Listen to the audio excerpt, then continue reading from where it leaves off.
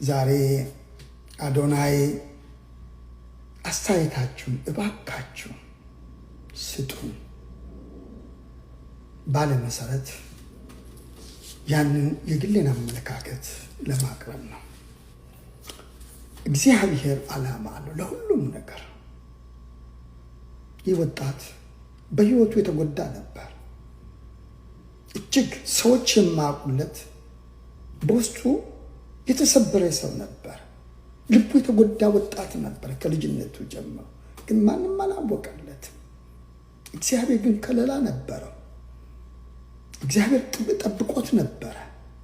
ያንን መከራውን አልፎ ለዚህ ሽልማት ለአዋርዱ መብቃቱ ትልቅ ድንቅ እግዚአብሔር ስራ እንደሆነ እርሱም በጸሎቷ ሁሌ ከምላሱ ያልተለየችው የእመቤታችን ጸሎት እንዳልተለየው ማርያም ማርያም ብሎ አመስግኗል። መታደል ነው። ምክንያቱም ወንድሜ ህመሙን እሱ ብቻ ነው የሚያውቀው፣ እግዚአብሔር ያውቀዋልና። አሁን ደግሞ ለመልካም ስራ ተነስቷል። እግዚአብሔር ዓላማ አለው ብያለሁ። ይህ ወጣት መልካም ለመስራት ተነስቷል። በጎ ስራ በመጽሐፍ ቅዱሳችን መልካም ማድረግ ተፈቅዷል ይላል። መልካም የማይወድ ሰይጣን ብቻ ነው። ጥሩ ሲሰራ የማይወድ ዲያብሎስ ብቻ ነው።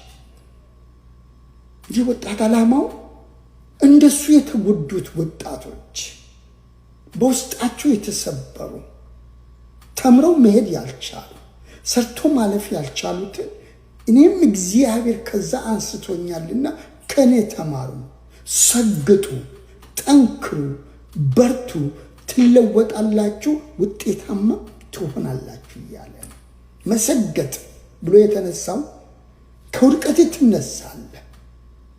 ባትማር ውጤት ባይኖር እንኳን እግዚአብሔር በሰጠ መንገድ ጠንክር፣ ስራ፣ ትለወጣለህ፣ ውጤታማ ትሆናለህ ነው ዓላማው። ተምሮ ውጤታማ ለመሆን የግድ መድከም አለብህ። ያን ያልተሳካላቸው ብዙዎች ናቸው። ተምሮ የተሳኩ ብዙ ናቸው። ተምሮም ያልተሳካላቸው ብዙዎች ናቸው። ተምሮም የተሳካላቸው ብዙ መከራን አልፏል። በሕይወታቸው ብዙ ድካም አለ። ሰግጧል፣ ጠንክሯል፣ በርትቷል፣ ለውጥ አምጥቷል በሕይወታቸው። ያም የሱ ዓላማ በጎ ስራ ሰግጥ ስለ ጠንክር ማለት ነው። እንደፈለግከው መተርጎም ትችላለህ። እንዳልኩ መጥፎንም ወደ ጥሩ መቀየር ትችላለህ፣ ጥሩ ሆነ መጥፎ መቀየር ትችላለህ። ዓላማህ ነው የሚወስን። የሱ ግን መልካም ማድረግ መሰገጥ ማለት በእርሱ አመለካከት መጠንከር ማለት ነው። መበርታት ማለት ነው። መጽናት ማለት ነው። መለወጥ ማለት ነው። ውጤታማ መሆን። በቃ ትምህርት አልተሳካልህም፣ አልሆነልህም፣ በሌላ መንገድ ሰግጥ ማለት ጠንከር ማለት ነው። በርታ ማለት ነው። ስራ ማለት ነው። ትለወጣለህ ማለት ነው። ወጣቱ ልብ ውስጥ የገባው አብዛኛው ጦርነት የለመደ ነው። አብዛኛው ጥላቻ የለመደ ነው።